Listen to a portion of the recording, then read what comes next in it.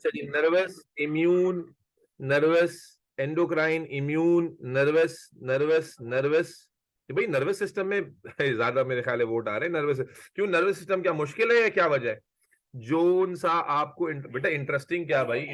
ये जॉन सा तुम इंजमामुल हक के भतीजे तो नहीं हो तुम? जोन से वाले। अच्छा जी, नर्वस सिस्टम के ऊपर और इम्यून सिस्टम के ऊपर जो है वो ज्यादा बात आ रही है। तो without further do let's begin the discussion. अच्छा, नर्वस सिस्टम हम स्टार्ट करेंगे ना, तो फिर नर्वस को फिर कनेक्ट करके करेंगे। नर्वस, एंडोक्राइन और ऑप्टिक, ये तीनों एक साथ आएंगे। नर्वस, एंडोक्राइन और ऑप्टिक। और इम्यून सिस्टम बहरहाल एक सेपरेट चैप्टर है। एंड याद रखिएगा ये नया चैप्टर है। जैसे क्लासिफिकेशन का चैप्टर आपके सिलेबस में न्यू शामिल हुआ था, इसी तरह इम्यून सिस्टम का चैप्टर भी नया है। तो just give I am giving you one more chance. Nervous system पे ही बात करनी है। चलो ठीक है जी, चलो बस ठीक है, नर्वस सिस्टम स्टार्ट कर रहे हैं। बिस्मिल्लाहिर्रहमानिर्रहीम। देखो नर्वस सिस्टम का जो चैप्टर है ना, it is going to be very interesting at the same time. काफी सारी चीजें इस चैप्टर के अंदर जो है पेपर 1 में तो इजी हैं, पेपर 2 को लेके डिफिकल्ट है। पेपर 2 को लेके थोड़ी सी चीजें इसमें डिफिकल्ट हो जाती हैं। क्यों? क्योंकि आपको जो कॉन्सेप्ट पूछा जाता है अगर आपको सही से मालूम ना हो तो you get short of points. तो इसमें जो आप क्लास में नोट डाउन करोगे ना, वो बहुत ही ज्यादा इंपॉर्टेंट है। नर्वस सिस्टम, बेटा चैप्टर स्टार्ट करने जा रहे हैं नर्वस सिस्टम का। और जैसे कि मैंने 2 मिनट पहले कहा कि नर्वस सिस्टम का जो चैप्टर है ये बेसिकली सेपरेट, ये डिस्कस नहीं होगा, बल्कि ये 1, 2 और ये 3 जो चैप्टर्स हैं, 3 जो सिस्टम्स हैं, ये एक दूसरे के साथ कनेक्शन में डिस्कस किए जाएंगे। नर्वस सिस्टम, एंडोक्राइन साथ आएगा और फिर ऑप्टिक एक अलग सा सिस्टम है।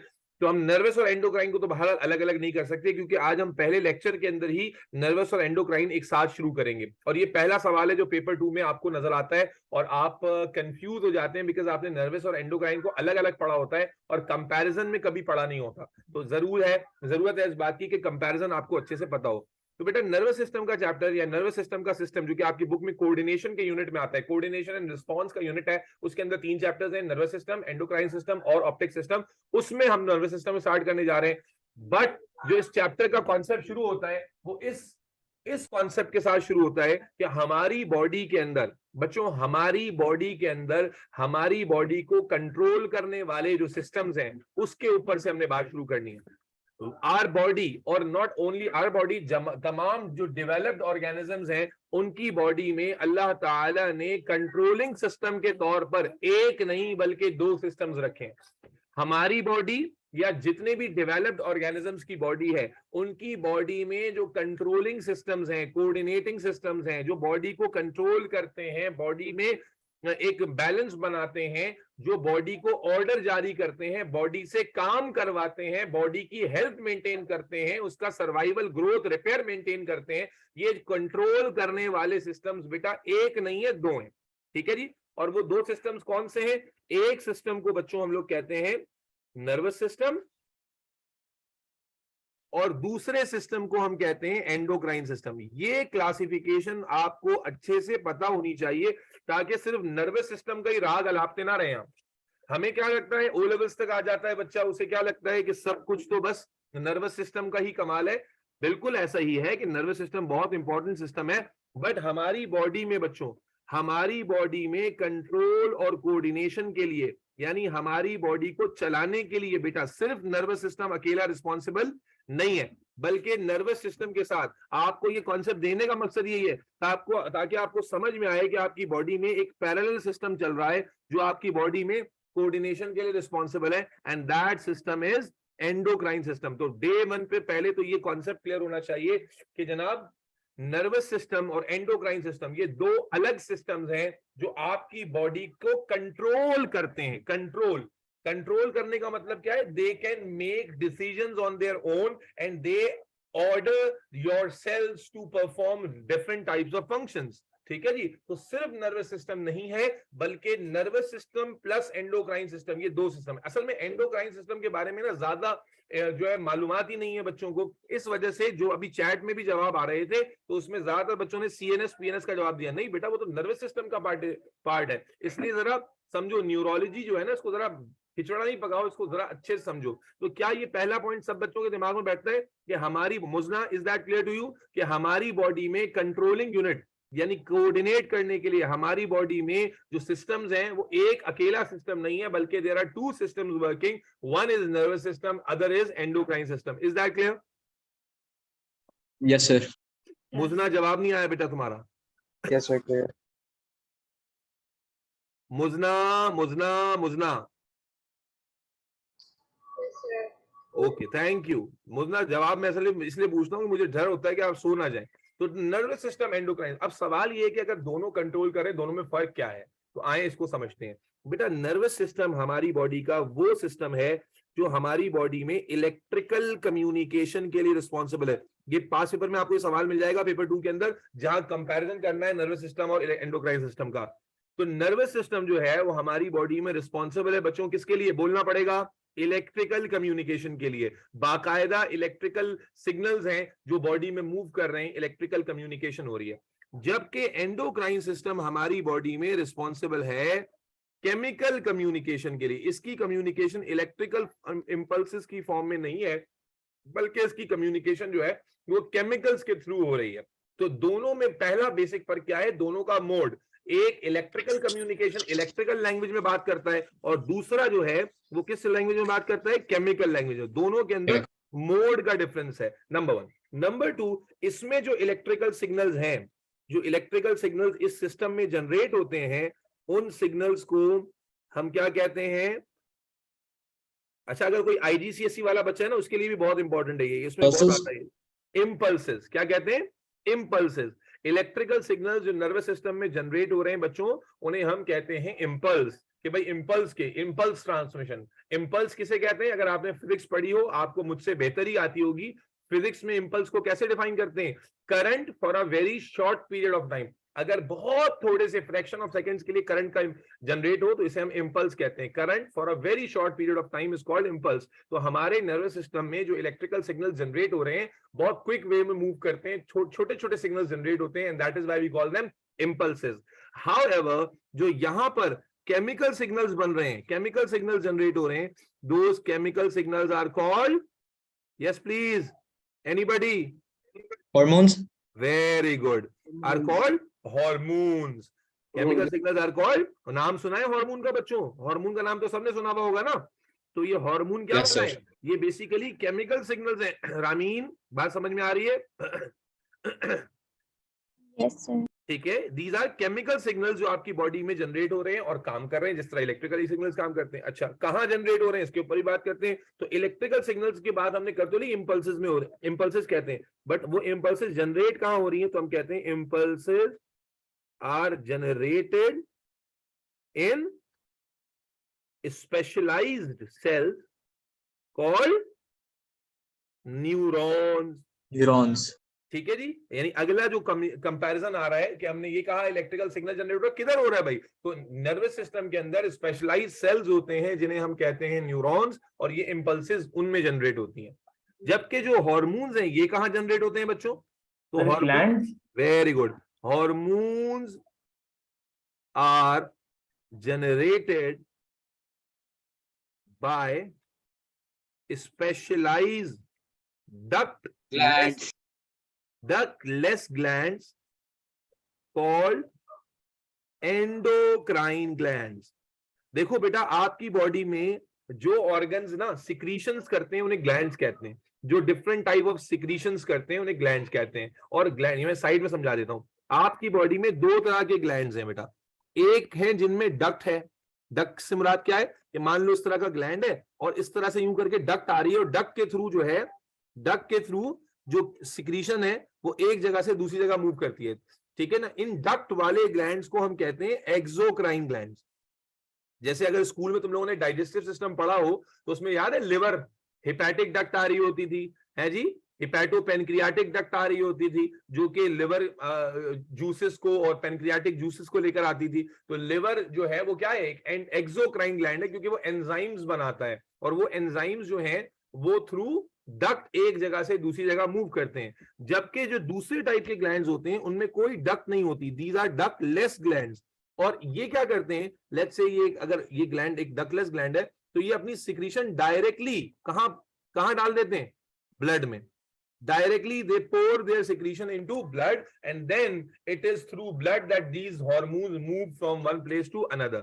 तो पहला क्या है, स्वेट ग्लैंड्स, तो एक्सोक्राइन है ना. स्वेट ग्लैंड्स में क्या होता है, स्वेट ग्लैंड्स में डक्ट होती है, आपने देखा ना, स्किन का स्ट्रक्चर का देखा हो कहीं पर, तो स्वेट ग्लैंड्स में डक्ट होती है और वहां से डक्ट निकलती है और डक्ट के थ्रू स्वेट एक जगह से दूसरी जगह जाता है. हेपेटिक डक्ट अभी मैंने बताई. इसी तरह स्पर्म डक्ट होती है, स्पर्म डक्ट स्पर्म लेके जा रही होती है. तो जहां डक्ट्स होती हैं वो ग्लैंड्स एक्सोक्राइन ग्लैंड्स कहलाते हैं. लेकिन जहां पर डक्टलेस ग्लैंड है, जो सिक्रीशन डायरेक्टली पोर कर देते हैं इनटू दी बॉडी फ्लूइड और फिर वो बॉडी फ्लूइड के थ्रू मूव करती है, उसे हम एंडोक्राइन ग्लैंड कहते हैं. और एंडोक्राइन सिस्टम बेसिकली इन्हीं ग्लैंड्स के सिस्टम का नाम है. तो हमने यहां पर यही बात की बेटा कि हार्मोन्स जो हैं वो कहां जनरेट होते हैं बेटा, एंडोक्राइन ग्लैंड्स में. Is that clear?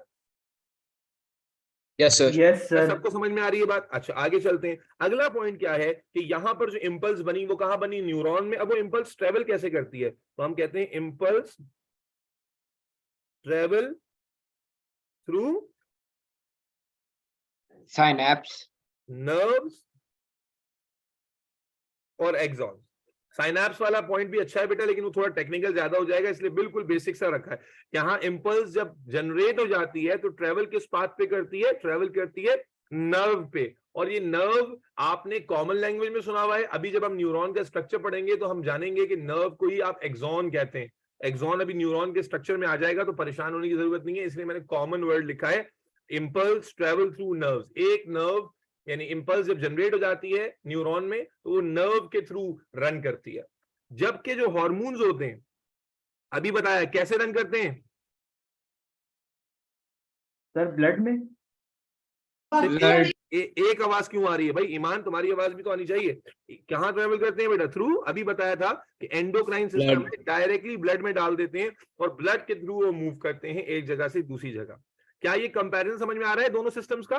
दोनों आपकी बॉडी में कोऑर्डिनेशन और कंट्रोल के लिए रिस्पॉन्सिबल है, लेकिन दोनों के काम करने का तरीका मुख्तलिफ है. इसी तरह अगला पॉइंट क्या आ जाता है कि बेटा जो नर्वस सिस्टम की कम्युनिकेशन है ना, वो फास्ट है, बहुत ज्यादा फास्ट कम्युनिकेशन है नर्वस सिस्टम की, बहुत तेज कम्युनिकेशन है. जबकि इसकी जो कम्युनिकेशन है वो रिलेटिवली स्लोअर होती है.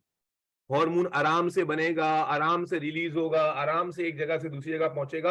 हाउएवर जब हम नर्वस सिस्टम की बात करते हैं तो बहुत ज्यादा तेज ट्रांसमिशन होती है. जी, एड्रेनल ग्लैंड भी एंडोक्राइन है, उसका कुछ पार्ट एक्सोक्राइन भी होता है वैसे. चलो, तो स्लो कम्युनिकेशन और फास्ट कम्युनिकेशन. और दूसरा जो फर्क है वो क्या है कि इसका जो रिस्पॉन्स क्रिएट होता है ना, इसका जो रिस्पॉन्स जनरेट होता है वो होता है शॉर्ट टर्म. इसका जो इफेक्ट जनरेट होता है वो होता है शॉर्ट टर्म इफेक्ट. जबकि हार्मोन्स के जो इफेक्ट होते हैं वो होते हैं लॉन्ग टर्म इफेक्ट. मैं एग्जांपल से बात समझाता हूं. देखो, अगर तुम्हें हाथ अपना हिलाना है, लेट्स सपोज मेरे सामने एक बोतल पड़ी है और मुझे उस बोतल को उठाना है, तो मेरे ब्रेन से सिग्नल जाएगा मसल के कॉन्ट्रैक्शन के लिए.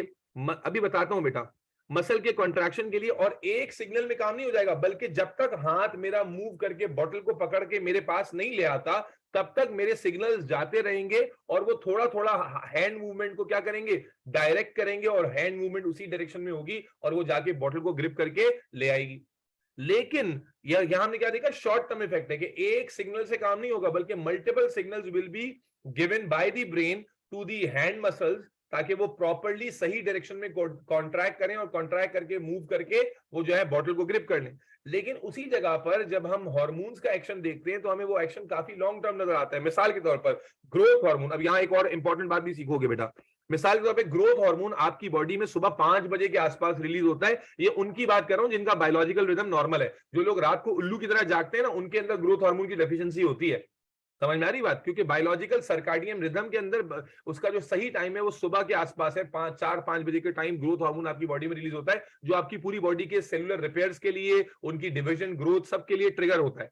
तो अगर हम बात करें तो सुबह रिलीज हो गया और फिर पूरे 24 घंटे तक वो हार्मोनल एक्शन उसका रहता है, वो हार्मोनल एक्टिविटीज रहती हैं. और हम देखते हैं कि नर्व इंपल्स के केस में या नर्वस सिस्टम की कम्युनिकेशन में हमें ऐसा कोई इंपल्स नहीं मिलता कि जो सुबह रिलीज हुआ और शाम तक उसका रिस्पॉन्स चले. और इससे ज्यादा लंबा कर लें तो और ज्यादा है, जो हमारे सेक्सुअल हार्मोन्स हैं, टेस्टोस्टेरोन है या फीमेल में ईस्ट्रोजन है, तो आप जानते हैं उनका इफेक्ट भी बहुत लॉन्ग टर्म है. आप अभी आप रिप्रोडक्टिव सिस्टम में पढ़ेंगे, चाहे मेंस्ट्रुअल साइकिल में आप ईस्ट्रोजन का रोल देख लें, या आप जो है रिप्रोडक्टिव स्ट्रक्चर्स की ग्रोथ का देख लें, ब्रेस्ट टिश्यू देख लें या जेनाइटल्स देख लें, इनको ग्रो कराने में जो हार्मोन्स हैं they are playing long term role. सब छोड़िए, प्रेगनेंसी देख लीजिए, 9 महीने का इफेक्ट है, थोड़ा थोड़ा हार्मोन आता रहता है और 9 महीने की इतनी क्रिटिकल प्रेगनेंसी को वो प्रोजेस्टेरॉन जो है वो कंट्रोल करके रखता है। ठीक है, ये नहीं होता कि हर सेकंड के लिए नया प्रोजेस्टेरॉन आ रहा है, बल्कि प्रोजेस्टेरॉन की एक लो स्ट्रीम रिलीज हो रही होती है और वो एक्शन को जो है वो लेकर चल रही होती है। तो बताने का मकसद ये है कि हार्मोन का एक्शन स्लो जरूर होता है, लेकिन हार्मोन का एक्शन बेटा लॉन्ग टर्म होता है। जबकि इसी तरह थायरॉक्सिन की बात है, थायराइड हार्मोन, हार्मोन की बात है कि थायरॉक्सिन भी हमारी बॉडी में हमारी एक्टिविटी की वजह से रिलीज होता है और फिर वो हमारे मेटाबॉलिक रेट को पूरे दिन के लिए कंट्रोल करता है। नेक्स्ट डे जैसी हमारी एक्टिविटी होगी, इसीलिए कहते हैं सुबह जो है लेजी नहीं होनी चाहिए। सुबह जितना ज्यादा आप लेजी रहेंगे, थायरॉक्सिन लेवल आपके नेचुरली गिरना शुरू हो जाएंगे। सुबह आप जितनी एनर्जेटिक करेंगे, उठे आप उठने के बाद नमाज पढ़ें, जॉगिंग पे जाएं, रनिंग करें, जितना आप बॉडी में थायरॉक्सिन डिमांड को सुबह बढ़ा देंगे ना, उसी प्रोपोर्शन में थायरॉक्सिन रिलीज होगा। और आप सेकंड करेंगे मेरी बात को कि जो लोग सुबह उठ के 4-5 बजे 6 बजे जॉगिंग करते हैं, दौड़ लगाते हैं, भागते हैं, दौड़ते हैं, या जिम जाके जो है ना कार्डियो करें या जो भी करें, एक्सरसाइज कर रहे होते हैं, तो उनका पूरा दिन बड़ा एनर्जेटिक गुजरता है। क्यों? क्योंकि जो थायरॉक्सिन बूस्ट है ना, जब बॉडी देखती है कि मेटाबॉलिक रेट शुरू में इतना ज्यादा है, तो पूरे दिन के लिए वो थायरॉक्सिन उतनी उसी हिसाब से रिलीज करती है, जिसकी वजह से पूरे दिन आपका जो एनर्जी मेटाबॉलिज्म है वो रिलेटिवली अच्छा होता है कंपेयर टू जैसे आपकी मनुष्यत है। मेजोरिटी क्या होता है, जनाब जी रात को जाग के पढ़ रहे थे 3 बजे तक, सर 4 बजे तक पढ़ रहे थे। आज मैंने एक ग्रुप को वैसे ही मैं आप क्लास की एग्जांपल्स देता हूं, तो कल मेरी क्लास होती थी एक ग्रुप की, तो उन्होंने बच्चों ने कुछ काम मैंने कहा था करने के लिए, उन्होंने नहीं किया। तो वो काम थोड़ा ज्यादा था, बेसिकली केमिस्ट्री का एक टॉपिक था मोल्स का, तो मैंने उनको 500 क्वेश्चंस एक हफ्ते में करने के लिए दिए थे कि भाई आप करके आएंगे। तो बच्चे आपको पता है बच्चे होते हैं तो वो तो फिर ढीले ही होते हैं, तो 4-5 ही अच्छे होते हैं, बाकी सारे नल्ले होते हैं। तो जो अच्छे बच्चे होते हैं उन्होंने किया हुआ था माशाल्लाह, और जो नल्ले नुल्ले बच्चे थे, एवरेज बच्चे थे, जिनको लगा था कि सर जो है वो तो सॉफ्ट आदमी है, उन्होंने कुछ नहीं, थोड़ा बहुत किया था, कुछ नहीं। तो मैंने उनको कल अल्टीमेटम दिया था कि भाई आप अगर पूरे क्वेश्चंस करके नहीं आए तो आइंदा पूरे सेशन के लिए मैं आपकी कोई क्लास नहीं लूंगा। आप यकीन कीजिए 52 की स्ट्रेंथ है उसमें, और एक एक बच्चा आज पूरे क्वेश्चन करके आया था, सारे क्वेश्चंस उसने किए हुए थे। जबकि एक रात में इतने सवाल करना बड़ा मुश्किल काम है, पूरी रात जाग के कोई कह रहा सर आप किसी की आंखों के नीचे डार्क सर्कल्स हुए हैं, कुछ हुआ। तो क्या हो रहा है, एक दिन में करने से बेहतर था कंसिस्टेंटली करते तो हो जाता। बताने का मकसद ये है कि अगर आप वो अब जो जाके वो सोएंगे, अब जो जाके वो थके हुए थे रात भर के, अब जाके सोएंगे तो जनाब फिर उठेंगे 12-1 बजे रात में, फिर सुबह तक नींद नहीं आएगी, तो क्या हो रहा है, पूरा बायोलॉजिकल रिदम डिस्टर्ब हो रहा है। तो सुबह उठें, क्योंकि ग्रोथ हार्मोन भी सुबह रिलीज हो रहा होता है, आपका थायरॉक्सिन बूस्ट भी सुबह होता है, इसलिए सुबह उठकर अगर आप एनर्जेटिक सुबह से स्टार्ट करेंगे ना, बजाय इसके कि उठने के बाद, और सर्दियों में तो और नहुसत हो जाती है कि उठ रहे हैं फिर पड़े हुए कंबल के अंदर घुसे पड़े हुए। स्कूल लाइफ में आप क्यों अच्छे होते हैं, क्योंकि स्कूल लाइफ में आपको सुबह सुबह उठ के स्कूल जाना होता है, तो नेचुरली आपकी फिजिकल एक्टिविटी होती है, जिसकी वजह से स्कूल लाइफ के अंदर आप आगे जाके सोचेंगे यार 2-2 बजे तक स्कूल में बैठे घर आके, वैसा महसूस नहीं होता। लेकिन जब आप घर पे होते हैं 10-11 बजे तक पड़े हुए बिस्तर पे मनुष्यों की तरह, और उसके बाद उठते हैं तब भी दिल नहीं चाह रहा होता कुछ करने का, तो क्या हुआ, बेसिकली जो सारा टाइम था जिसमें आपके मेटाबॉलिक रेट को कंट्रोल करने वाले हार्मोन्स ने रिलीज होना था, आपने उस टाइम तो बिस्तर में पड़े हुए थे आप, तो हार्मोन भी उसी प्रोपोर्शन में रिलीज हुआ। और अब जब आप उठ भी गए हैं 12 बजे तक सोकर भी उठ गए हैं, तो आपको वैसी फ्रेशनेस, वैसी एनर्जी महसूस नहीं हो रही। ऐसा होता है नहीं होता? होता है सर। यस ठीक है, सर। तो मेरा Yes, बच्चा sir. क्या करना है, आपने अपनी रूटीन को तो बेहतर करना है, क्योंकि उसके लिए उससे आपके हार्मोनल, आजकल के लड़के लड़कियों दोनों में हार्मोनल इम्बैलेंस बहुत कॉमन है। हार्मोनल इम्बैलेंस कॉमन होने का one of the major reason diet है, और the other major reason is our routine.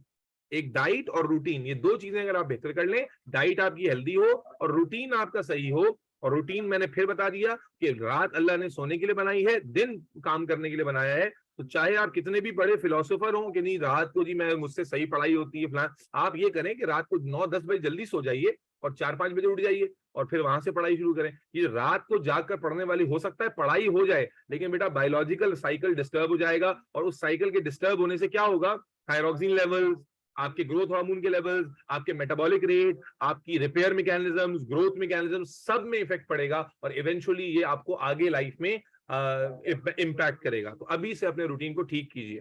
ठीक है बेटा, this was the basic comparison between nervous system and endocrine system. क्या ये बात तुम लोगों को इतनी समझ में आ गई कि we have two systems which are controlling our body in two different fashions. अच्छा, ऐसा नहीं है कि नर्वस सिस्टम जो है वो एंडोक्राइन से नाराज है और उससे बात नहीं करेगा, या एंडोक्राइन नर्वस से बात नहीं करेगा. ये दोनों सिस्टम्स का जो मकसद है वो क्या है? आपकी बॉडी को अच्छे से मेंटेन करना. तो these two systems work independently, plus they can communicate with each other at the time of need. तो ऐसा नहीं है कि जनाब नर्वस सिस्टम जो है ना एंडोक्राइन से कोई काम नहीं लेगा, या एंडोक्राइन नर्वस को ट्रिगर नहीं करेगा किसी काम करने के लिए. ऐसा बिल्कुल भी नहीं है. दोनों आपस में भी कम्युनिकेट करते हैं, बिकॉज अल्टीमेटली जो एम है वो क्या है? They want our body to be healthy. ठीक है ना, हमारी बॉडी का कंट्रोल अच्छा हो, ये उनको टारगेट है. तो दोनों आपस में भी कोऑर्डिनेट करते हैं, बट दोनों की जो इंडिविजुअल वर्किंग है एक दूसरे से बिल्कुल डिफरेंट है. Am I absolutely clear till this point? Yes, sir. Yes, sir. चलो, Yes, any sir. questions about nervous and endocrine system till now? All Done? clear, sir. sir. Okay. अब मेरे बच्चों, अब जाहिर है हम सर आप जी बेटा बोलें. एक्सोक्राइन को दोबारा एक्सप्लेन कर दे प्लीज. अच्छा बेटा, मैंने बताया कि आपकी बॉडी में जो सिक्रीशंस, जो स्ट्रक्चर्स ऐसे हैं जो मल्टीपल प्रोडक्ट्स बनाते हैं, मल्टीपल एंजाइम्स, मल्टीपल सब्सटेंसेस बनाते हैं, जो जूसेस की फॉर्म में रिलीज होते हैं ना, उन्हें हम सिक्रीशंस, सिक्रीटरी ऑर्गन्स कहते हैं. अब सिक्रीटरी ऑर्गन्स दो तरह के हैं, एंडोक्राइन और एक्सोक्राइन. या यूं समझ लीजिए दो तरह के ऑर्गन्स हैं जो सिक्रीशंस बनाते हैं. एक जिनकी सिक्रीशन डक्ट के थ्रू, डक्ट यानी पाइप के थ्रू एक जगह से दूसरी जगह मूव होती है, और दूसरे जो डक्टलेस हैं जिनकी सिक्रीशंस बनकर डायरेक्टली ब्लड में ड्रेन हो जाती हैं. तो जो डक्ट वाले ग्लैंड्स हैं जिनमें डक्ट होती है उन्हें हम एक्सोक्राइन ग्लैंड्स कहते हैं, और वो जो सिक्रीशंस बनाते हैं उन्हें हम एंजाइम्स कहते हैं. तो एक्सोक्राइन ग्लैंड्स का अगर सबसे ज्यादा कॉमन आपको एग्जांपल बताएं तो स्वेट ग्लैंड्स हैं. आपके मुंह में जो स्वेट ग्लैंड्स हैं आपको मालूम है, या सॉरी मुंह में कह रहा हूं, सिलेवरी ग्लैंड्स जो हैं, स्वेट ग्लैंड्स नहीं, सिलेवरी ग्लैंड्स जो हैं, दे आर एक्सोक्राइन ग्लैंड्स. ये क्या कर रहे हैं? स्वेट ग्लैंड से छोटी छोटी डक्ट्स हैं जो आपकी ओरल कैविटी में आ रही हैं, और वो डक्ट अपने साथ सिलाइवा लेकर आती हैं. तो डक्ट वाले जो ग्लैंड्स हैं ना, जो डक्ट के थ्रू अपनी सिक्रीशंस को एक जगह से दूसरी जगह ट्रांसफर करते हैं, we call them exocrine glands. Digestive system अगर आपने स्कूल में पढ़ा है फिर तो आपने लाजमी पढ़ा होगा कि पैनक्रियाटिक जूस आ रहा होता है, हेपेटो बाइल डक्ट से बाइल जूस आ रहा होता है. तो डक्ट के थ्रू जो सिक्रीशंस मूव करती हैं, जिन ग्लैंड से वो आ रही हैं, उन्हें एक्सोक्राइन ग्लैंड्स कहते हैं, और उनकी सिक्रीशंस यूजुअली एंजाइम्स होती हैं. जबकि वो ग्लैंड जिनमें डक्ट नहीं होती, डक्ट लेस होते हैं, और डायरेक्टली अपनी सिक्रीशंस को वो ब्लड में पोर कर देते हैं, उन्हें हम एंडोक्राइन ग्लैंड्स कहते हैं. ठीक है? Okay sir, thank you. अब मेरे बच्चों नर्वस सिस्टम में आगे बढ़ते हैं. अब नर्वस सिस्टम में जो बात बताने लगा हूं ना, मैंने हमेशा महसूस किया है, बीइंग अ मेडिकल डॉक्टर, मैं आपको ये बता दूं कि पढ़ने में ना, बायोलॉजी में आपको भी अंदाजा शायद होगा ही कि सबसे मुश्किल सिस्टम ना, not at your level obviously, लेकिन सबसे ज्यादा जो टिपिकल अंडरस्टैंडिंग है ना, वो न्यूरोलॉजी में होती है. चाहे आप न्यूरो फिजिशियन बन रहे हो या न्यूरो सर्जन बन रहे हो, और इसीलिए बहुत सारे लोगों को बहुत ज्यादा पैशनेट करती है ये चीज, प्रोवोक करती है कि हम न्यूरोलॉजिस्ट बनेंगे. न्यूरोलॉजिस्ट वो डॉक्टर होता है, न्यूरो सर्जन वो डॉक्टर होता है जो सबसे ज्यादा मरीज जिसकी टेबल पे मरते हैं ना, वो न्यूरो सर्जन ही होता है. क्योंकि यूजुअली एक्सीडेंट के बाद मरीज आते हैं, ब्रेन में क्लॉटिंग हो गई, और 99% केसेस में डेथ ही हो जाती है, बहुत 1% केसेस में बचत होती है, वरना ज्यादातर केसेस में मर जाते हैं. तो न्यूरोलॉजी बहरहाल is a difficult field to choose. बड़ी हेक्टिक लाइफ होती है आपकी, इमरजेंसी कॉल्स पर आप हमेशा रहते हैं, but at the same time अगर आपका शौक है तो बिल्कुल आप कर सकते हैं. बताने का मकसद ये है कि nervous system is way too complicated. It is way too complicated. Obviously हम तो बहुत ही बेसिक के भी बेसिक को डिस्कस कर रहे हैं, लेकिन सही फाउंडेशन ले करना ये मेरा काम है, ताकि आप आगे जब कोई भी कॉन्सेप्ट पढ़ेंगे तो आपको पीछे वाला कॉन्सेप्ट रिलेट करना आसान हो जाए. तो बेटा इसलिए नर्वस सिस्टम में मैंने ओ लेवल्स में देखा है कि बच्चों को ना अक्सर और बेशतर कंफ्यूजन रहती है अबाउट द डिफरेंट टर्म्स. जब टीचर बोल रहा होता है central nervous system, peripheral nervous system, फलाना सिस्टम, मल्टीपल वर्ड्स वो विदाउट रेफरेंस बोलता है, तो आपको ये तो पता होता है कि सारे सिस्टम नर्वस, सारी टर्म्स नर्वस सिस्टम से रिलेटेड है, बट एग्जैक्टली नहीं पता होता कि किस रेफरेंस में इस्तेमाल हो रही होती हैं. तो इस आइडिया को थोड़ा सा मजीद क्लियर करने के लिए मैं आपको बताने लगा हूं नर्वस सिस्टम की classification on different bases, because it's a whole complicated system, so we cannot classify nervous system on single base. हम डिपेंड करेगा कि किस बेसिस पे क्लासिफाई कर रहे हैं, उस बेसिस पे नर्वस सिस्टम को अलग अलग एंगल से डिस्कस किया जाता है. तो मैं आपको आपके साथ डिस्कस कर रहा हूं क्लासिफिकेशन, और ये फ्लो चार्ट की फॉर्म में छोटी छोटी होगी, बात समझ में अच्छी से आ जाएगी. तो नर्वस सिस्टम की अगर पहली क्लासिफिकेशन आपके साथ डिस्कस करूं तो मैं कहता हूं, मान लीजिए कि ये है स्ट्रक्चरल क्लासिफिकेशन. यानी हम जो नर्वस सिस्टम बक रहे हैं इतनी देर से, तो पूरे नर्वस सिस्टम को, सर से पांव तक के नर्वस सिस्टम को अगर हम देखें तो इसमें मेनली स्ट्रक्चर्स कौन से हैं. स्ट्रक्चरल क्लासिफिकेशन का मतलब है कि अगर नर्वस सिस्टम को हम स्ट्रक्चरली, किसकी आवाजें आ रही है, ब्ला ब्ला कौन कर रहा है भाई? हाँ भाई, कौन है ये बिला बिला? अब्दुल मुईज, तुम्हारी आवाजें आ रही हैं? हुस्ना, ये हुस्ना कौन है? ओ हुस्ना, हुस्ना आप, ये कोई नई बच्ची आई है मुझे लग रहा है। हुस्ना, नए बच्चे आके साइलेंट मोड पे रहना पसंद करते हैं बेटा, मुझे पसंद नहीं है। जब भी आपको टाइम मिले जरा माइक पर आके हेलो हाय कीजिएगा। तो हम बात कर रहे हैं नर्वस सिस्टम की क्लासिफिकेशन की बेटा, और पहली बात क्या हो रही है मदी? स्ट्रक्चरल क्लासिफिकेशन की।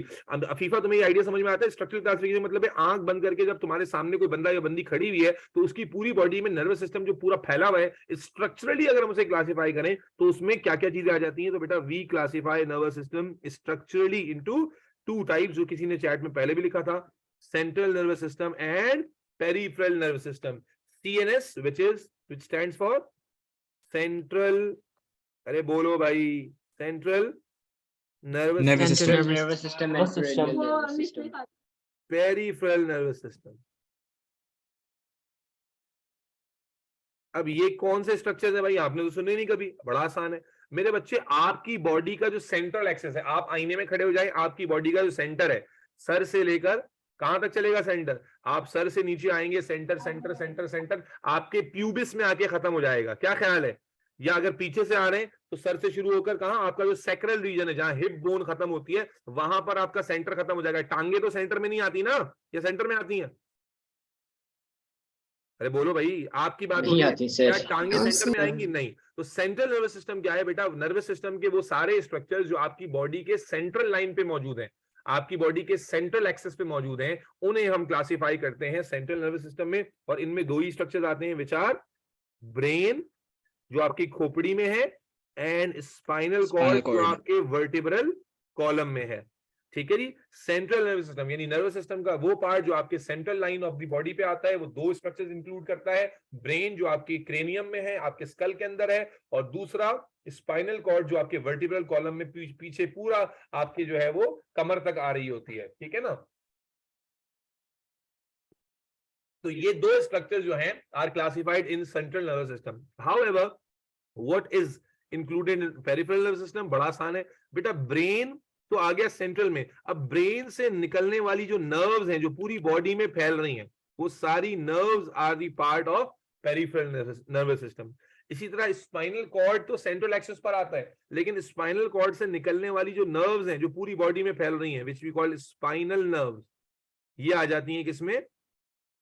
पेरिफेरल नर्वस सिस्टम में। तो बड़ा सिंपल सा स्ट्रक्चर विजुअली आपके सामने होना चाहिए कि सेंटर में ब्रेन और स्पाइनल कॉर्ड, ये सेंट्रल नर्वस सिस्टम का पार्ट है, और इनसे ना बहुत सारी तारें, वायर्स निकल रही हैं जो पूरी बॉडी में हर एक जगह पहुंच रही हैं, and those nerves are the part of, those wires are the part of peripheral nervous system. Am I clear till this point?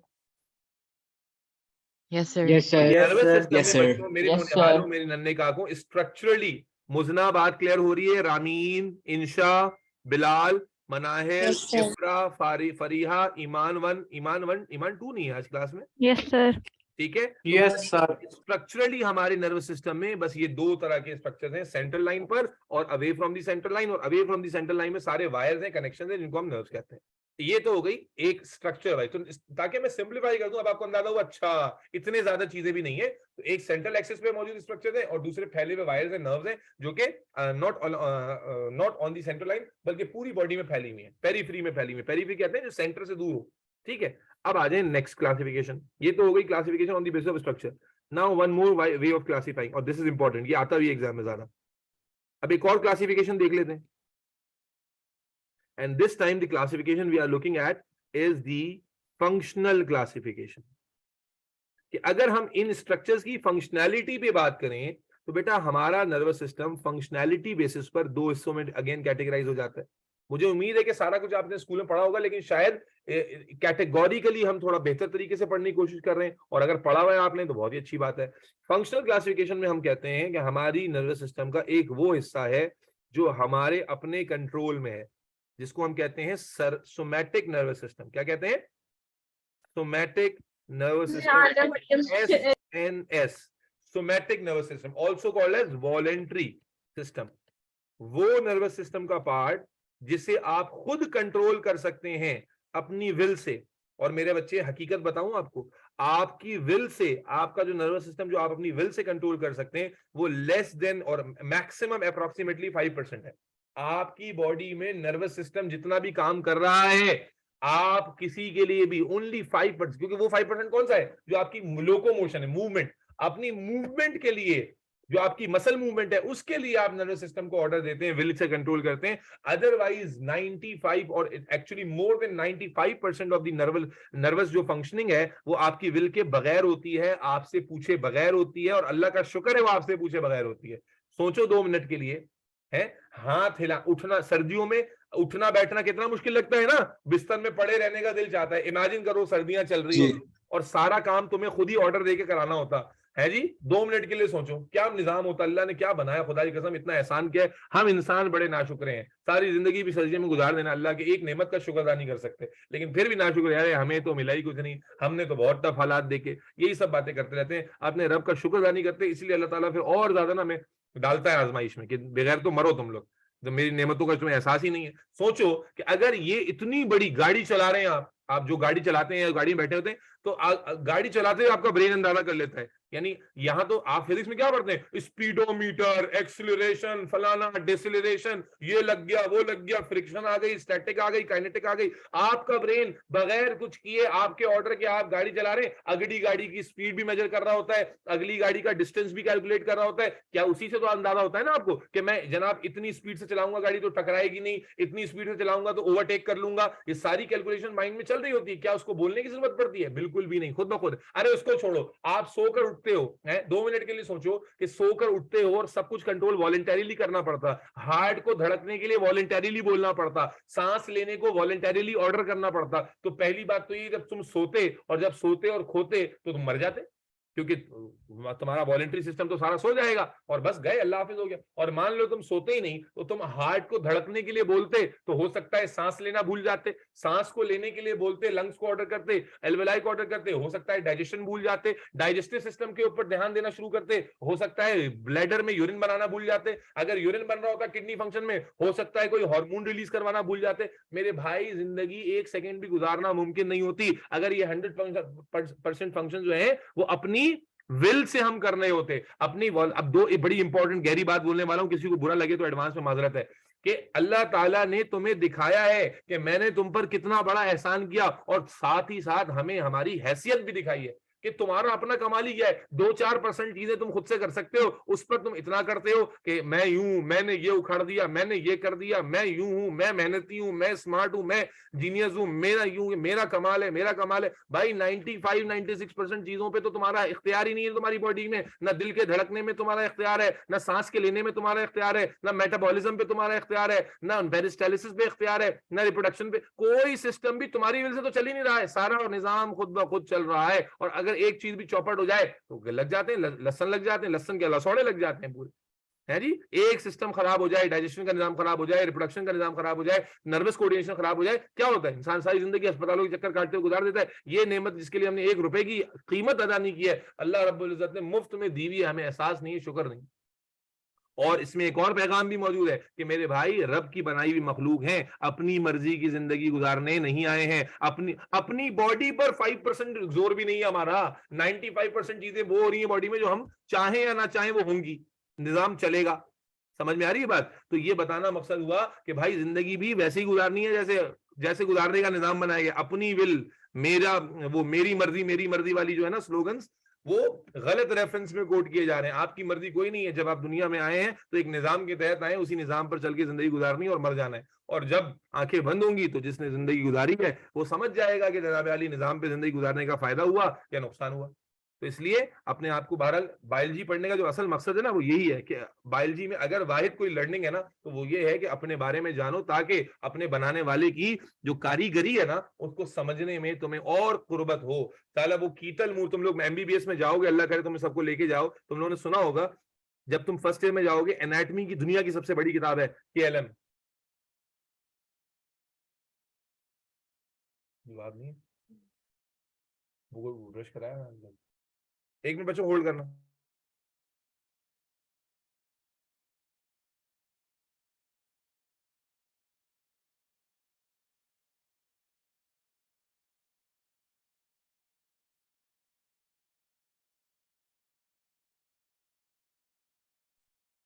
अच्छा बच्चों, क्या बता रहा था मैं, कहाँ चले गए पता नहीं। हाँ, तो केएलएम, जब आप जाएंगे एनाटमी पढ़ेंगे ना एज सब्जेक्ट, तो आप दुनिया की जो सबसे बड़ी किताब है एनाटमी की वो है केएलएम। कीथल मूर एक बायोलॉजिस्ट है जो कि आज से कई साल पहले मुसलमान हो गया, कई साल पहले मुसलमान हो गया। और ये कोई ऐसी फर्जी बात नहीं है, आप जाके रिसर्च करेंगे पता चल जाएगा। और वो इसी हकीकत को बायोलॉजी पढ़ते पढ़ते, एनाटमी एम्ब्रियोलॉजी पढ़ते पढ़ते इसी हकीकत को जान पाया कि सारी जिंदगी के 23 साल जिस एनाटमी की रिसर्च में लगाए हैं उसके निशानात तो बनाने वाला जो है ना वो कुरान और हदीस में जिक्र कर रहा है। बहरहाल जिसको हिदायत मिलनी होती है अल्लाह पाक दे देता है। खुलासा ये बात कहीं और चली गई, ऐसा लग रहा है जुम्मे के दिन जुम्मे का खुतबा नहीं शुरू करना था मैंने, लेकिन पढ़ने का मकसद बेटा यही है कि आप बायोलॉजी में थोड़ा जाने, अपने बारे में जाने, ताकि बनाने वाले की कारीगरी और बनाने, वो कहते हैं ना कोई अच्छी खूबसूरत चीज, यार क्या बनाया है, क्या घर बनाया है, क्या ये बनाया है, तो ये आपको जो बनाया है ये भी कोई कमाल, ये कमाल की इंतहा है, बेस्ट ऑफ द बेस्ट। तो आपकी बॉडी में फंक्शनैलिटी के लिहाज से एक नर्वस सिस्टम का बहुत छोटा सा पार्ट है जिसे आप खुद कंट्रोल करते हैं, खुद कंट्रोल करते हैं, और ये है सोमैटिक नर्वस सिस्टम। जबकि आपके नर्वस सिस्टम का जो सबसे मेजर पार्ट है, जैसे कि मैंने आपको कहा, वो आपके कंट्रोल में नहीं है बल्कि वो ऑटोमेटिकली उसका कंट्रोल चल रहा है, and that is autonomic nervous system. That is, बोलो भाई, autonomic Autonomic also called as ANS, autonomic nervous system. और मोर देन 95% पोर्शन आपका फंक्शनैलिटी जो इसकी है वो ऑटोमेटिक है, आपकी विल के बगैर है। अभी मैंने इतनी एग्जांपल दी, चाहे पूरे डाइजेस्टिव सिस्टम को देख लें, पूरे रीनल सिस्टम को देख लें, रिप्रोडक्टिव हार्मोनल सिक्रीशंस को देख लें, मेटाबॉलिज्म को देख लें, इन्फ्लुएंस तो कर सकते हैं आप, लेकिन ये कंट्रोल आपकी अपनी मर्जी से नहीं हो रहा है। ठीक है, हार्ट बीटिंग आपकी अपनी मर्जी से नहीं हो रही, आप भाग दौड़ कर उसे इन्फ्लुएंस तो कर सकते हैं, तेज कर लें, स्लो लेटे हैं तो स्लो हो जाएगी, बट आप हार्ट बीट को अपनी मर्जी से चाहे रोक लें, अपनी मर्जी से चाहे तेज कर लें, ये मुश्किल काम है। हाँ, इन्फ्लुएंस किया जा सकता है बाय सर्टेन एक्टिविटीज, लेकिन अगर नहीं भी करेंगे तो ये अपना काम करेंगे जब तक इनकी जिंदगी लिखी हुई है। तो क्लासिफिकेशन जब हम करते हैं तो फंक्शनैलिटी में we have got the voluntary control और voluntary nervous system and involuntary. अब ये जो इनवॉलंटरी पार्ट है ना, इसमें थोड़ी सी डिटेल और है, और वो क्या है बेटा, कि जो इनवॉलंटरी सिस्टम है ना, ये मेजरली दो फैशंस में काम करता है। इसके काम करने के दो फैशंस हैं, ठीक है। इनवॉलंटरी सिस्टम दो टाइप का, दो मोड पे काम करता है। जैसे गाड़ी होती है ना, उसमें गाड़ी में एक स्पोर्ट मोड होता है, एक ईवी मोड होता है, एक नॉर्मल मोड, इको मोड होता है, नॉर्मल मोड होता है। इसी तरह जैसे आपके बहुत सारी चीजों में मुख्तलिफ मोड्स होते हैं। एसी में मोड होता है जनाब, फैन चलाना है जी, ये हीटर चलाना है जी, फलाना। इसी तरह जो हमारा ऑटोनॉमिक नर्वस सिस्टम है उसके अंदर भी मोड ऑफ फंक्शनिंग दो मोड्स पर है। एक मोड ऑफ फंक्शनिंग जिसका नाम तो कुछ और है, नाम उसका होता है सिंपैथेटिक, लेकिन आपने इस नाम से नहीं पढ़ा। जो नाम आपने पढ़ा है दैट इज फाइट और फ्लाइट मैकेनिज्म, क्योंकि ओ लेवल में थोड़ा आसान करने के लिए इसको इसके आइडिया से नाम दिया गया है। तो इनवॉलंटरी जो सिस्टम है वो दो फैशंस में काम करता है। पहला फैशन जो है वो फाइट और फ्लाइट फैशन कहलाता है, और इसका बायोलॉजिकल नेम सिंपैथेटिक पार्ट होता है, एंड दूसरा पार्ट होता है पैरासिम्पैथेटिक, यानी रेस्ट एंड डाइजेस्ट। आपको इससे बताना ये मकसद है कि ऑटोनॉमिक नर्वस सिस्टम जब काम करता है तो यूजुअली उसके दो मोड होते हैं। एक मोड है जो स्पोर्ट मोड होता है ना, एक्सेलरेटेड वाला मोड जो होता है, जो है फाइट और फ्लाइट। फाइट और फ्लाइट का मतलब लड़ना झगड़ना नहीं है। फाइट और फ्लाइट का मतलब है जब भी आप कोई इंटेंस एक्टिविटी करेंगे, जैसे फाइट और फ्लाइट में इंटेंस एक्टिविटी होती है, तो ये वाला पार्ट, ये वाला मोड एक्टिवेट हो जाएगा। और जब ये वाला मोड एक्टिवेट होगा तो बेटा ये आपके हार्ट रेट को बढ़ाएगा, आपके मेटाबॉलिक रेट को बढ़ाएगा, आपके ग्लूकोज ऑक्सीडेशन को बढ़ाएगा, आपके रेस्पिरेटरी रेट को बढ़ाएगा, आपके ब्रीदिंग रेट को बढ़ाएगा, आपके ब्लड प्रेशर को बढ़ाएगा, muscle blood supply to muscle को बढ़ाएगा, सब चीजों को इन जनरल बढ़ाएगा सिवाय दो के। जब फाइट और फ्लाइट सिस्टम एक्टिवेट होता है तो आप जो कि भागने दौड़ने से रिलेट करो, जब आपको भागना होता है, दौड़ना होता है, तो आपको ज्यादा एनर्जी चाहिए होती है, सांस आपको तेज चाहिए होती है, ऑक्सीजन ज्यादा चाहिए होती है, मेटाबॉलिज्म ज्यादा चाहिए होती है, ब्लड प्रेशर, आपके मसल्स में ब्लड फ्लो ज्यादा चाहिए होता है। तो सारी चीजें इन सिस्टम में बढ़ेंगी सिवाय दो चीजों के। बेटा जो सप्लाई डाइजेस्टिव सिस्टम में हो रही है वो कम हो जाएगी ब्लड की, और जो सप्लाई किडनी में हो रही है वो भी क्या हो जाएगी, कम हो जाएगी। इसीलिए आप नोटिस कीजिएगा कि जब आप भाग रहे होते हैं, दौड़ रहे होते हैं, मान लीजिए कुत्ता पीछे लग गया आपके, कभी सोचा है कुत्ता पीछे लगा हो उस वक्त आपको कभी वॉशरूम का ख्याल आता है? कभी जिंदगी में किसी के, या कभी मूवी में देखा हो या खुद एक्सपीरियंस किया हो कि कोई इमरजेंसी सिचुएशन में भाग के कहीं पहुंचना है, जल्दबाजी में कहीं निकलना है, तो उस वक्त कहीं पर आपको खाने उस वक्त कहीं कहीं पर आपको जो है वो ख्याल आता है कि यार मुझे यूरिन पास, या इमेजिन करो 2 लोग फड्डा कर रहे हो, 2 लोगों में लड़ाई हो रही हो, तो उनका फाइट और फ्लाइट सिस्टम एक्टिवेट हुआ हो और वो कहें यार 2 मिनट रुकना जरा, मैं आता हूँ जरा वॉशरूम से आता हूँ। बेटा ऐसा यूजुअली नहीं होगा अनलेस अनटिल के उसका ब्लडर पहले से बहुत भरा हुआ हो। ऐसा क्यों होता है? क्योंकि जैसे ही आपका फाइट और फ्लाइट सिस्टम एक्टिवेट होगा तो जो ब्लड है सारा का सारा वो यहां से किडनी और डाइजेस्टिव सिस्टम से निकाल के कहां फेंक दिया जाएगा? मसल्स में। तो ब्लड जब वहां पहुंचेगा नहीं तो वहां एक्सचेंज ऑफ गैसेस, मेटाबॉलिज्म बिल्कुल स्लो हो जाएगा और सिग्नलिंग बिल्कुल स्लो हो जाएगी। तो यूजुअली जब फाइट और फ्लाइट सिस्टम एक्टिवेट होता है तो बॉडी में ज्यादातर चीजों में इंक्रीमेंट आता है और सिर्फ जो हमारी डाइजेस्टिव सिस्टम की एक्टिविटी है और हमारी जो रीनल एक्टिविटी है, किडनी की जो एक्टिविटी है, ये एकदम स्लो डाउन हो जाती है। हाउएवर जब आपने एक्सेलरेशन मोड पे डाल दिया तो गाड़ी सिर्फ दौड़ानी थोड़ी है, उसको वापस नॉर्मल भी तो करना है ना, नहीं करना? तो अब जब तमाम चीजों को नॉर्मल करने की बात होगी then another system is activated which is parasympathetic. और पैरासिम्पैथेटिक सिस्टम जब एक्टिवेट होता है तो ये हर चीज को नॉर्मल पे लेकर आता है, हार्ट रेट को नीचे लेकर आएगा, मेटाबॉलिक रेट को, ग्लूकोज की ऑक्सीडेशन को नीचे लाएगा, रेस्पिरेटरी रेट को नीचे लाएगा, है जी, ब्रीदिंग रेट को नीचे लेकर आएगा, ब्लड प्रेशर को नीचे लेकर आएगा, ब्लड सप्लाई टू मसल्स को भी नीचे लेकर आएगा। और ये सिर्फ 2 चीजों को बढ़ा देगा। कौन सी 2 चीजों को बढ़ा देगा? आपकी डाइजेस्टिव सिस्टम में ब्लड सप्लाई को बढ़ा देगा और किडनी में ब्लड सप्लाई को बढ़ा देगा। यस और नो? इसीलिए आपने क्या देखा? Yes, sir. Yes. रिलेट करवाता हूं बेटा। आपने कॉमनली ऑब्जर्व किया है क्या कि जब आप रात भर सोए होते हो तो रात भर जब सो रहे थे कौन सा सिस्टम एक्टिवेट हुआ होगा? फाइट फ्लाइट या रेस्ट डाइजेस्ट?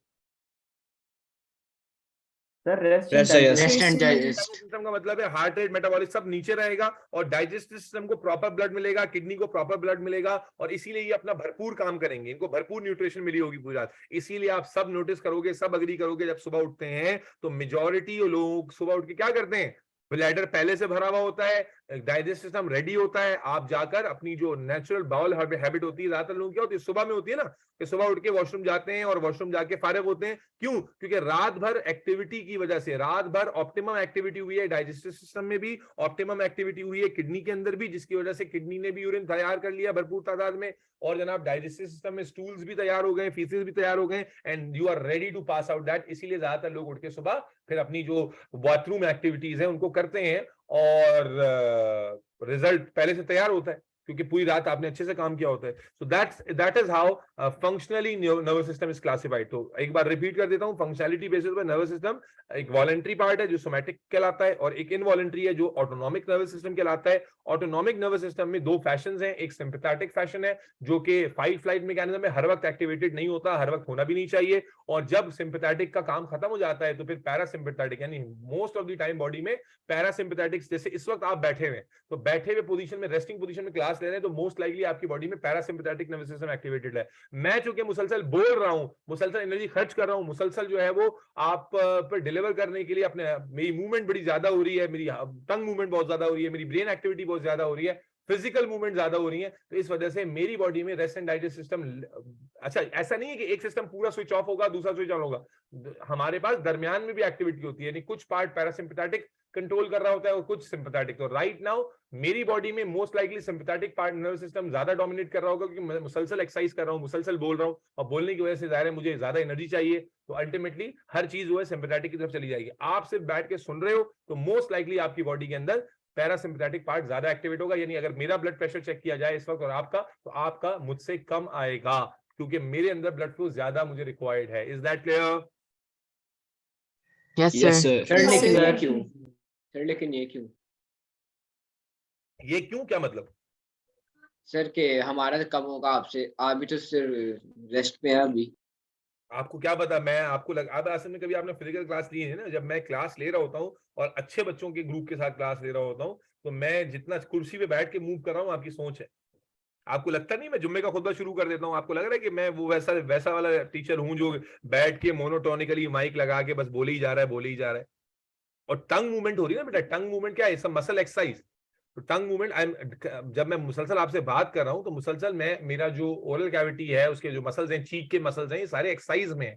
तो अगर जैसे जिम जाके अगर मैं डंबल्स उठाना शुरू कर दूं तो वो बाइसेप्स की, ट्राइसेप्स की एक्सरसाइज होगी, इसी तरह यहाँ टंग मूवमेंट, चीक के मसल्स की एक्सरसाइज चल रही है।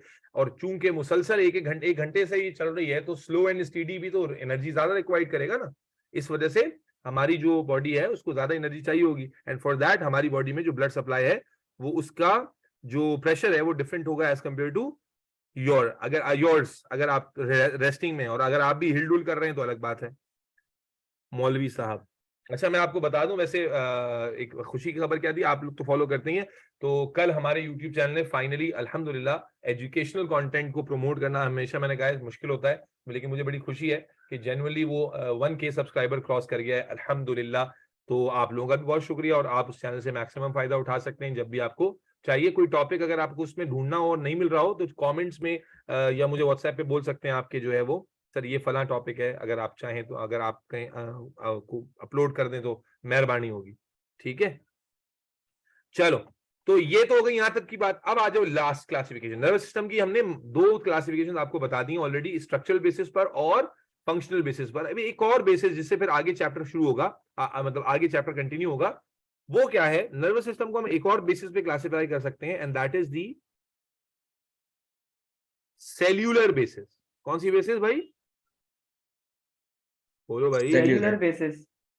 यानी हमने ये तो कहा कि स्ट्रक्चर उसमें कौन कौन से हैं, स्ट्रक्चर ब्रेन है, स्पाइनल कॉर्ड है, नर्व्स हैं, लेकिन अगर हम नर्वस सिस्टम को क्लासिफाई करते हैं कि वो किन सेल्स पे कंसिस्ट कर रहा है, माइन्यूट लेवल पे चले जाते हैं, माइक्रोस्कोपिक लेवल पे चले जाते हैं और उसके सेल्स को देखते हैं, तो किसी को पता है नर्वस सिस्टम में कितने टाइप के सेल्स होते हैं? Anybody?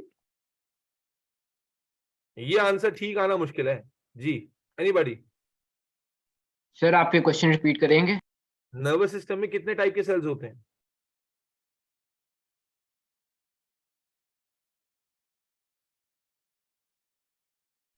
Sir, I think so it's just the nerve cells and the connective tissues.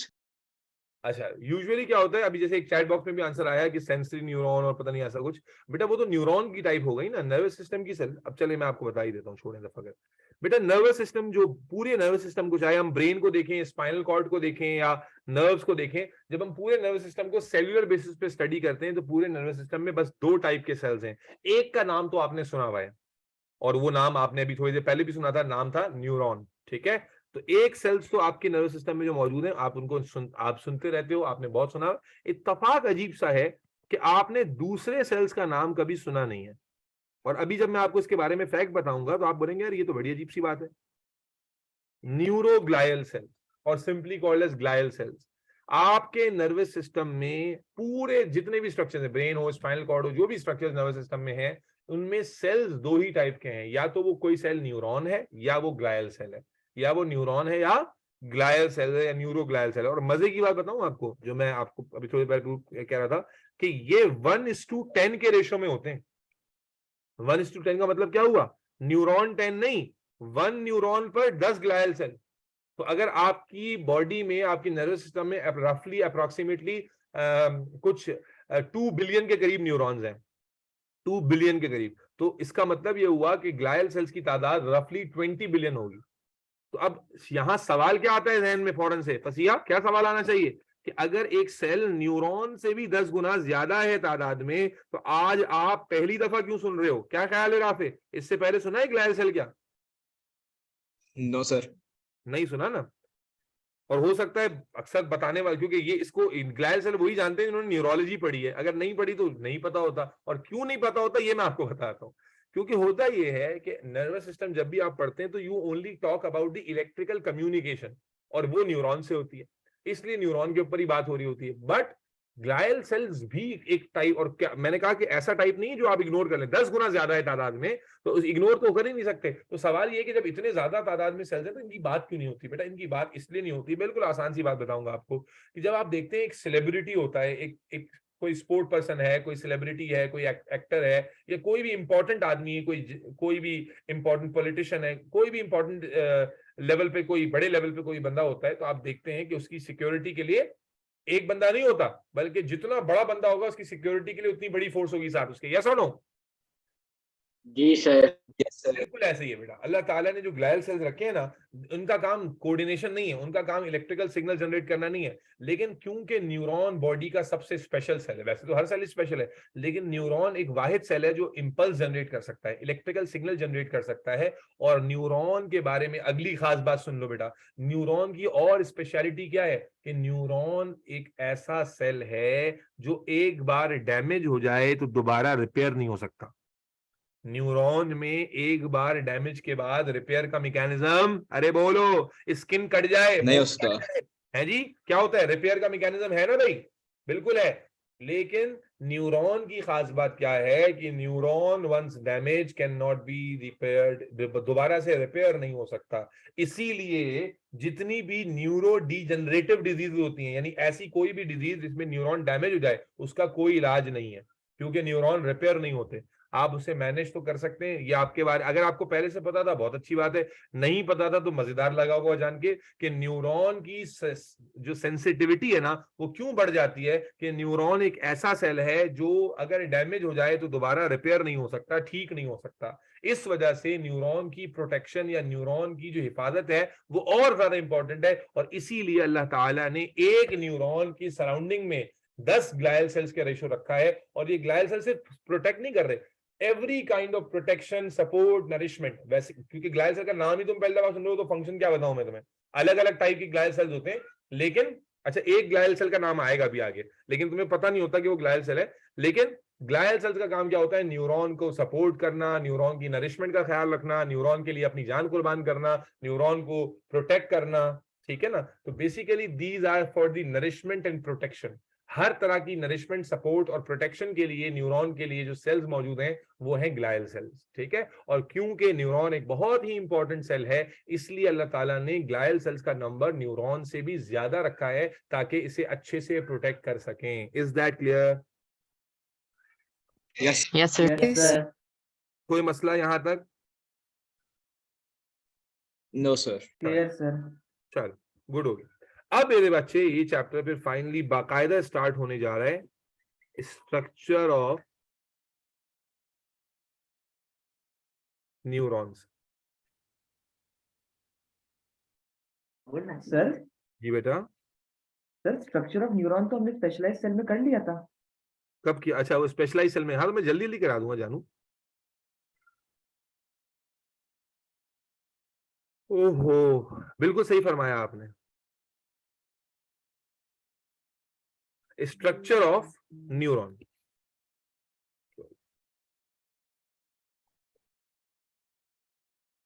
ठीक है जी। देखें वैसे तो न्यूरॉन का स्ट्रक्चर कोई फिक्स नहीं होता, लेकिन हमने जैसे कि बच्चे ने याद दिलाया कि स्पेशलाइज सेल में ऑलरेडी न्यूरॉन का स्ट्रक्चर पढ़ा हुआ है हमने, और वहां पर भी मैंने यही बात बताई होगी। अरे क्या हो गया, स्क्रीन आ रही है? चली गई? चले गए चली सर। गई। एक मिनट रुको, अब आ गई? Yes sir. जी सर। ओके। तो मैंने क्या कहा, वैसे तो न्यूरॉन का कोई स्टैंडर्ड शेप नहीं होता, डिफरेंट जगह पे जो न्यूरॉन्स हैं वो डिफरेंट टाइप्स के होते हैं, लेकिन अगर एक ऐसा न्यूरॉन हम बना लें जिसके अंदर ऑलमोस्ट सारे स्टैंडर्ड स्ट्रक्चर्स आ जाएं, तो फिर वो न्यूरॉन कैसा दिखेगा उसके बारे में हम बात करते हैं। तो जनाब आली, आपको याद होगा, और नहीं याद है तो हम याद दिला देते हैं।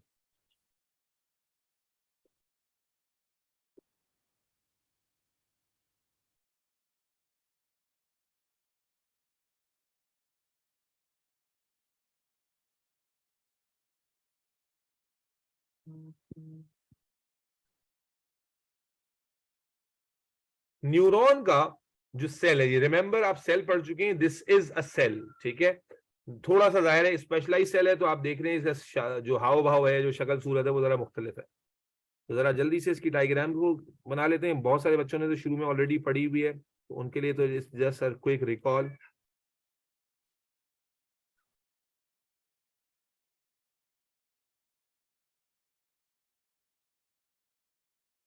चलें जी, लेबल करना शुरू करते हैं न्यूरॉन को।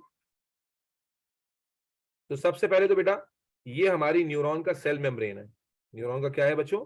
सेल मेम्ब्रेन, जिसे हम न्यूरोलेमा कहते हैं।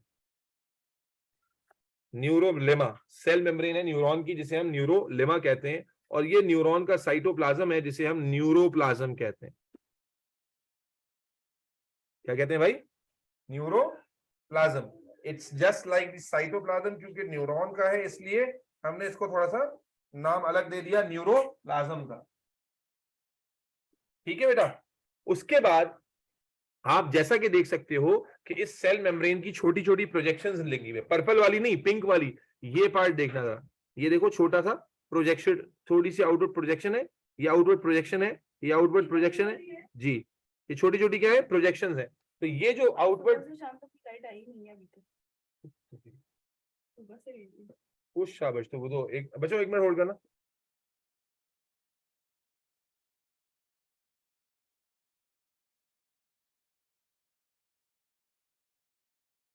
हेलो बेटा, आप लोग मौजूद हैं?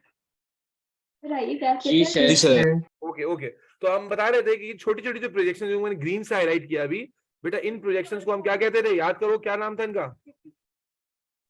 डेंड्राइट्स और Dendrons. और इनके ऊपर जो पर्पल पर्पल छोटे से स्ट्रक्चर्स बने हुए हैं, इनको कहते थे डेंड्राइट्स। Dendrite. उसके बाद ये ब्लैक सा क्या है? न्यूक्लियस। Nucleus. अब Nucleus. सारे जो प्रोजेक्शंस हैं वो छोटे छोटे हैं बेटा, बस ये न्यूरॉन के स्ट्रक्चर के बाद एंड कर देते हैं। तो न्यूरॉन, ये सारे जो प्रोजेक्शन हैं छोटे छोटे हैं, लेकिन एक लंबा प्रोजेक्शन नजर आ रहा है, ये लंबा प्रोजेक्शन क्या कहलाता है? एक्सॉन। और फिर ये एक्सॉन की जो ब्रांचेस हैं इनको क्या कहते हैं? Axon terminals. और एक्सॉन टर्मिनल के बाद ये जो जगह, खाली जगह आपको नजर आ रही है, इसे कहते हैं साइनेप्टिक क्लेफ्ट।